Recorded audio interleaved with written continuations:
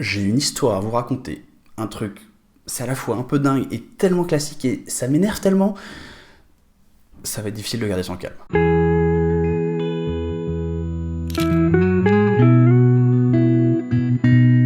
Commencer une vidéo en étant déjà énervé, un peu chiant. Mais bon, allez, c'est parti, on y va, je vous raconte l'histoire. De toute façon, vous avez lu le titre, vous savez déjà de quoi ça va parler, et rassurez-vous, ça fait du bien.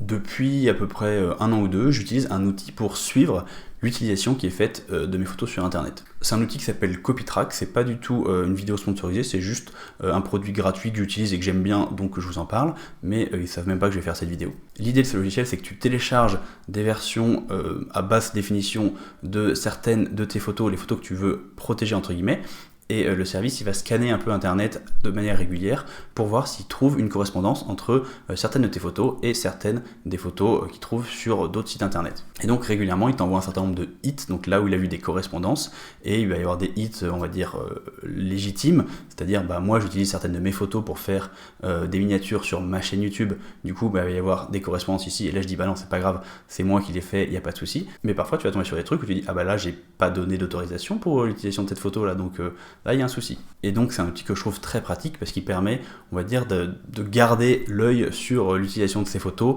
sans trop de boulot quoi. Il suffit d'uploader régulièrement toutes les photos que vous pensez peuvent être utilisées de manière malveillante. En gros vos meilleures photos quoi, vos photos pourries, personne ne va vous les piquer ou alors on s'en fout. Et comme ça vous avez un genre de chien de garde qui surveille internet pour vous. Moi j'y vais pas très souvent, j'y vais tous les 1 mois ou 2, à chaque fois j'ai une dizaine de hits et la plupart du temps c'est des correspondances qui sont légitimes, c'est-à-dire c'est moi qui ai utilisé mes propres photos sur un certain nombre d'autres sites que mon site perso pour illustrer mes propos dans un cas ou un autre. Ce jour-là, donc je vais sur Copytrack, je regarde les hits et là je me dis tiens, ce hit-là, il est étrange. Ça me dit rien, ce site. Qu'est-ce que c'est ?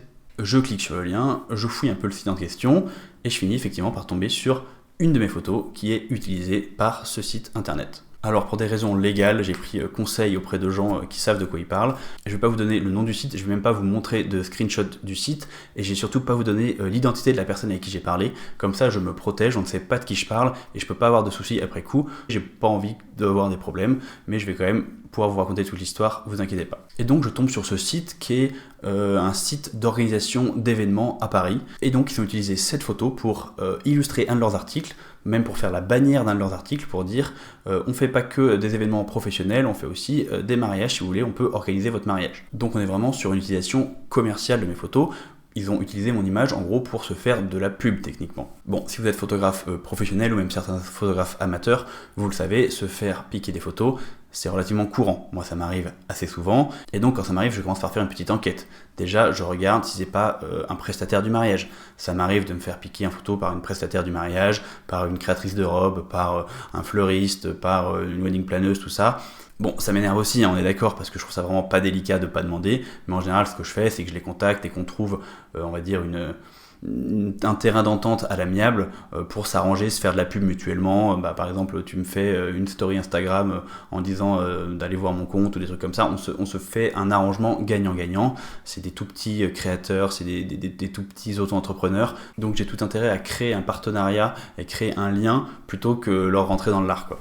Mais là, en l'occurrence, en fouillant plus sur le site, je m'aperçois que c'est une assez grosse boîte, c'est une agence qui est assez connue, c'est une agence qui organise beaucoup d'événements avec des gros budgets, donc c'est une vraie boîte commerciale. Il faut savoir que dans le contrat que je signe avec mes mariés avant le mariage, je précise bien que les photos que je prends pour eux, ils ont le droit de les utiliser pour un usage personnel, c'est-à-dire pour les mettre sur leurs réseaux sociaux, pour les imprimer, pour faire des albums, pour les envoyer à leurs copains, à leurs tantes, pour les faire ce qu'ils veulent en fait un peu avec, tant que ça reste dans l'usage privé, personnel, mais qu'ils n'ont pas le droit de les utiliser de manière commerciale. C'est-à-dire qu'ils n'ont pas le droit de les utiliser pour faire de la publicité pour une entreprise, pour faire de la publicité pour un service, ou pour illustrer n'importe quelle activité commerciale. C'est une clause qui est tout à fait courante dans le milieu de la photographie de mariage, tout simplement parce que les tarifs pour l'usage privé d'une photo et les tarifs pour l'usage commercial d'une photo sont pas du tout les mêmes. C'est bien évidemment beaucoup plus cher d'acheter une photo pour afficher en 4x3 dans le métro partout dans le monde, plutôt que d'acheter une photo pour mettre dans son album photo qui va jamais sortir de son salon.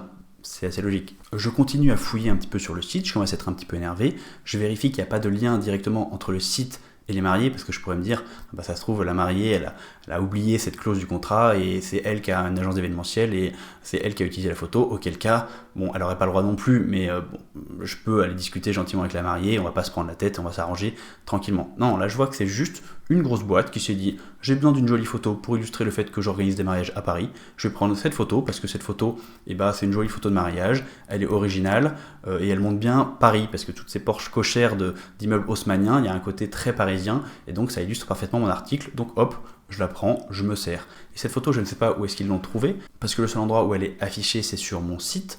Donc ce qu'ils ont dû faire, c'est aller sur mon site, faire clic droit, récupérer la photo.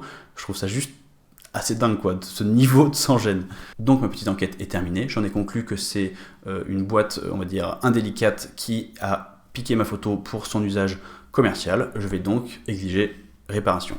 Première chose à faire, je commence par faire plein de screenshots, des screenshots, pour montrer tous les endroits où ma photo a été utilisée sur leur site, histoire de garder des preuves. Encore une fois, je ne vous les montre pas pour pas qu'on puisse reconnaître le site internet en question. Ensuite, je trouve sur le site une adresse de contact et là j'envoie un premier mail que je vais vous lire. Bonjour, il a été porté à mon attention le fait que vous utilisiez sur votre site une image qui m'appartient. C'est interdit par la loi de s'approprier le travail d'autrui sans autorisation, cela s'apparente à du vol. Je dis cela s'apparente pour être sympa, mais c'est du vol. La loi française prend la propriété intellectuelle très au sérieux. J'ai fait constater l'utilisation des photos par des témoins, ainsi que par le service juridique qui défend mes intérêts. Je vous contacte donc pour savoir si vous comptez me régler l'utilisation de la photo, auquel cas je passerai outre l'appropriation abusive de mon travail, ou si j'enclenche un litige juridique pour obtenir réparation. Le choix est vôtre. Dans l'attente de votre réponse rapide, Paul. Donc vous voyez, premier message, poli, ferme, mais déjà assez énervé, et je demande immédiatement réparation. J'ai pas envie qu'on s'arrange, j'ai pas envie qu'ils me disent ah non mais je vais vous faire une story sur Instagram ou je sais pas quoi. Non, je veux être payé pour mon travail. C'est une grosse boîte qui s'approprie mon travail. Je trouve ça pas correct. Réponse assez rapide, quelques heures après. Bonsoir Paul, je vous remercie d'avoir pris contact avec nous. Je ne suis pas au courant de l'utilisation d'une image non autorisée. Pouvez-vous m'envoyer celle que vous pensez est la vôtre? Je me renseigne avec les personnes et sociétés concernées. Si nous n'avons pas le droit de l'utiliser, il sera bien évidemment retiré. Alors là, je trouve qu'il y a 3 choses intéressantes dans cet email. La première chose, c'est qu'il dit, le personnage, je ne sais pas si c'est un homme ou une femme, je ne dis rien, il dit la photo que vous pensez est la vôtre. C'est-à-dire que première chose, il commence par mettre en doute ce que je lui dis. Bon, après tout, il n'a pas encore de preuves, pourquoi pas. La deuxième chose qu'il fait, c'est qu'il dit je vais m'enseigner avec les personnes et sociétés concernées. C'est-à-dire que lui, il se dédouane en disant en gros, c'est pas de ma faute. Et troisième chose, il dit si vous avez raison, donc si vous arrivez à me prouver que c'est bien votre photo, je vais retirer la photo, mais il ne répond pas à ma question où je lui demandais est-ce que vous comptez me régler ou est-ce qu'il faut que je fasse un litige. Non, il évite complètement cette question, il dit que si jamais c'est une photo qu'il n'a pas utilisée, il va la retirer, point. Donc pas de mention de me régler ce qu'il me doit. Réponse de Paul Napo. Bonsoir, Comme expliqué dans le mail précédent, le fait de retirer la photo ne changera rien au fait qu'elle a été utilisée. Je dois donc dans tous les cas être dédommagé à la hauteur de mon travail. Pour que tout le monde gagne du temps, je préférerais régler cela à l'amiable. Je ne demande donc que le règlement des droits pour l'utilisation de l'image et pas de dommages supplémentaires pour l'utilisation frauduleuse. J'ai donc besoin de la confirmation écrite que vous allez me régler ce qui m'est dû, entre parenthèses, facture ci-jointe. En revanche, si vous persistez à faire la sourde oreille, je lancerai la procédure de recouvrement. Bonne soirée, Paul. Donc là, réponse de ma part encore un petit peu plus ferme. Cette fois, le mail il est accompagné d'une facture pour me régler les droits d'utilisation d'une image pour la somme de 180 €. Mais vous remarquez que dans les 2 premiers emails, j'ai pas dit de quelle image il s'agissait. En fait, j'avais peur qu'il se contente de supprimer l'image et qu'après il fasse comme s'il en était et que ça soit beaucoup plus dur après pour moi de récupérer mes sous. Donc ce que j'essaie d'avoir de leur part, c'est une confirmation de ok, si vous arrivez à me prouver que cette image est à vous, j'avais tout à fait ce qu'il fallait pour le prouver, à ce moment-là, je vous paierai. Et du coup, s'ils m'avaient dit ça, je leur aurais montré l'image et on aurait pu s'arranger donc à l'amiable. Malheureusement, ça s'est pas passé comme ça. Là, la personne me répond un petit mail en anglais. Pourquoi en anglais, je sais pas, mais elle me dit juste I don't even know what photo you are talking about. Please confirm. Pas de formule de politesse, rien. On est un petit peu passé au-delà des communications cordiales. La réponse de Paul Napo. Paul Napo qui commence à être de plus en plus vénère. Donc là, on est le lendemain. Bonjour. Oui, je sais, c'est fait exprès.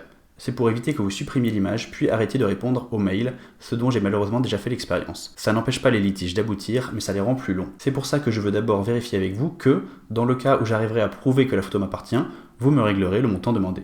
Je vous rappelle qu'en procédant de la sorte, je vous fais une faveur. Quand je dis que je leur fais une faveur en procédant de la sorte, c'est-à-dire que je lance pas tout le processus juridique de recouvrement et tout ça. Ce mail a été envoyé le 9 juin 2021 à 10h25. Et le 15 juin, donc à peu près une semaine après, je n'ai pas de réponse. Du coup, qu'est-ce que je fais ? Je décide tout simplement de déposer un litige avec l'aide du service donc Copytrack. Donc en fait, Copytrack, quand ils détectent des usages illicites de tes images, ils te proposent de déposer un dossier, et en fait, c'est eux qui vont ensuite s'occuper du recouvrement, c'est-à-dire de harceler la personne concernée pour avoir les sous, et donc en échange de ce service de recouvrement, eux, ils prennent la moitié de la somme qu'ils ont réussi à récupérer auprès du client. Je décide donc de déposer mon dossier sur Copytrack, c'est vraiment super rapide, il faut cliquer, remplir 3 informations, mais ça prend vraiment 2 minutes, et après, ils t'envoient quand même un papier à signer, parce qu'il faut que tu leur donnes en gros le pouvoir d'agir en ton nom. Et là, Copytrack me demande combien je veux réclamer comme dommage à cette personne pour l'utilisation de ma photo. Le truc, c'est que comme Copytrack va prendre la moitié de la somme, ce que je considère comme normal, faut bien qu'ils soient payés pour leur travail, je vais pas demander 180 €, mais je vais demander 320 €, comme ça, même une fois qu'il y aura plus que la moitié, il me restera quand même une somme correcte. Juste après avoir déposé mon litige avec Copytrack, je renvoie un mail à cette charmante personne pour l'en informer. Bonjour, en l'absence de réponse de votre part, j'ai demandé à l'équipe juridique avec laquelle je travaille de commencer un litige. Équipe juridique avec laquelle je travaille, c'est un petit peu de l'exagération, on est d'accord, c'est un petit peu du bluff, mais pas complètement au final, parce que j'ai quand même des gens qui vont bosser pour moi pour essayer de récupérer les sous. C'est dommage, cela vous aurait coûté moins cher de me régler directement. Bonne journée, Paul. Et oui, effectivement, ça leur aurait coûté moins cher parce que je leur réclamais 180 € et maintenant je leur réclame 320 €. Et là, alors que j'avais pas eu de réponse depuis une semaine, quand j'ai envoyé ce mail en disant c'est trop tard, j'ai lancé la procédure, un mail qui est revenu directement, ils ont répondu en 10 minutes. Bonjour, je trouve votre approche assez aberrante. Notre agence travaille avec des prestataires externes pour notre contenu, site, social media, etc. Sans nous indiquer la photo à laquelle vous faites référence et celle que vous pensez est la vôtre, je n'ai aucune possibilité d'apporter la réponse ou de faire un tracing. J'assumerai des frais s'ils sont bien dus. D'ailleurs, j'ai déjà conseillé notre conseiller juridique. Je ne répondrai pas au chantage, mais reste ouverte si vous voulez nous indiquer la photo que vous dites est la vôtre. Bonne continuation. Alors ce mail, il m'a tellement énervé. Vraiment, il m'a énervé. Déjà parce que la fille dit enfin ok, je veux bien payer. Mais c'est trop tard, moi j'ai commencé un litige avec Copytrack, je veux pas arrêter. Copytrack, ils ont commencé à bosser pour moi, je vais pas annuler le truc, ils ont déjà fait du travail, ils méritent d'être payés. Donc en fait, je peux pas annuler, j'ai pas envie d'annuler. Et ce qui m'énerve, c'est qu'elle dit ok, je vais payer, que après, en gros, que je lui dis bon c'est trop tard, ça y est, je lance le litige, ça y est, je lance les choses sérieuses. Ça veut dire qu'en fait, avant, elle m'a pas pris au sérieux du tout, quoi. Encore une fois, elle se dédouane en disant que c'est pas de sa faute parce qu'ils utilisent des prestataires externes, tout ça. Mais quand on est propriétaire d'un site, on est propriétaire de ce qu'il y a sur le site, et donc c'est à toi de gérer tes prestataires comme tu veux, ça change absolument rien au délit en question. Et enfin, ce qui vraiment m'a énervé, m'a surtout convaincu de surtout pas annuler le litige avec Copytrack, c'est qu'elle dit que je lui fais du chantage. Je lui demande d'être payé pour mon travail et elle trouve que c'est du chantage. Ça m'a tellement énervé que je me suis dit que j'allais pas la rater, quoi. Du coup, j'ai essayé de lui envoyer un dernier mail pour passer un petit coup ménère, tout en restant correct, car bien sûr, nous sommes dans un contexte professionnel. Bonjour. Mon approche que vous trouvez aberrante se vous laisse sympathique. Je vous ai offert la possibilité d'un règlement à l'amiable qui vous aurait fait économiser du temps et de l'argent. En effet, une erreur peut arriver à n'importe qui et la plupart des professionnels auraient offert une réparation immédiate. Donc là, je montre que j'ai fait, entre guillemets, la bonne chose, j'ai fait la chose pour lui faciliter la vie, c'est elle qui a pas saisi sa chance. Mais vous avez choisi d'ignorer de manière répétée mes demandes de compensation. Je n'ai donc pas eu d'autre choix que d'emprunter la voie légale, dont vous aurez des nouvelles très bientôt. Il ne s'agit pas de chantage que d'exiger d'être payé pour son travail, c'est simplement le droit. Comme je vous l'ai déjà dit, je peux vous fournir toutes les preuves nécessaires. J'avais simplement besoin d'une confirmation que vous étiez prêt à me régler la somme due, et vous ne m'avez pas donné cette confirmation. Je ne sais pas s'il s'agit de mépris vis-à-vis du travail des photographes, ou si vous ne m'avez tout simplement pas pris au sérieux. Toujours est-il que vous ne m'avez pas laissé le choix. Vous en assumerez donc les conséquences. Entre parenthèses, je ne vous réclamais que le prix de la photo. Désormais, il y aura des dommages supplémentaires à assumer. Je suis ravi que vous ayez consulté un professionnel. Il pourra vous confirmer quelques notions élémentaires sur la propriété intellectuelle. La dernière phrase elle est complètement gratuite et passive-agressive. Bonne journée, Paul. Et je n'ai jamais eu de réponse à ce mail, j'en attendais pas non plus. Toujours est-il que le service de Copytrack m'a contacté pour me demander quelques précisions supplémentaires. Il m'a envoyé par mail, comme je vous ai déjà dit, quelque chose à signer pour leur permettre d'agir en mon nom. Et 3 mois plus tard, j'ai reçu un mail de Copytrack qui me disait que la personne avait accepté de payer. Et encore 3 semaines plus tard, je recevais sur mon compte en banque à peu près 160 €, donc la moitié de ce que je réclamais. L'autre moitié ayant été gardée par Copytrack comme paiement de leur service. Donc du coup, non seulement cette personne a été contrainte de payer, mais en plus elle a payé 2 fois plus cher que si elle m'avait payé directement. Et ça lui fait bien les pieds. J'étais content quand j'ai été payé. Pas parce que c'est 160 €, parce que franchement, c'est pas ça qui va changer mon chiffre d'affaires à la fin de l'année. C'est un détail, le prix. Mais c'est juste, ça fait tellement du bien, quoi. Oh là là, enfin être un petit peu respecté par les gens qui considèrent que la photo, c'est pas un métier. Bon, pour finir, les leçons que j'ai appris de cette histoire un petit peu rocambolesque. Et du coup, les conseils, entre guillemets, que je peux en tirer pour vous si la même chose vous arrive à un autre moment. La première chose, ça c'est juste un constat. La plupart des gens ne considèrent pas la photo comme un travail, ils vont juste se servir. Ils vont dire la photo, ça coûte rien, on devrait pas payer pour des photos machin. Donc s'ils voient une photo qui leur plaît, hop, ils se servent. Il n'y a pas grand chose qu'on puisse y faire qui va vraiment changer quelque chose, mais moi c'est une des raisons pour lesquelles j'ai pas lâché et je me suis vraiment battu pour récupérer mes sous, pour surtout la faire payer. Parce que je voulais que ça serve entre guillemets d'exemple. Je veux que la prochaine fois qu'elle voit une photo qui lui plaît, elle regarde d'abord si c'est une photo libre de droit ou si c'est une photo qui appartient à quelqu'un. Parce que quelque part je me dis que j'ai une responsabilité envers les autres photographes. Si je décide de laisser couler, bah c'est juste je lui donne plus ou moins ma bénédiction pour faire la même chose avec les photos de n'importe qui, quoi.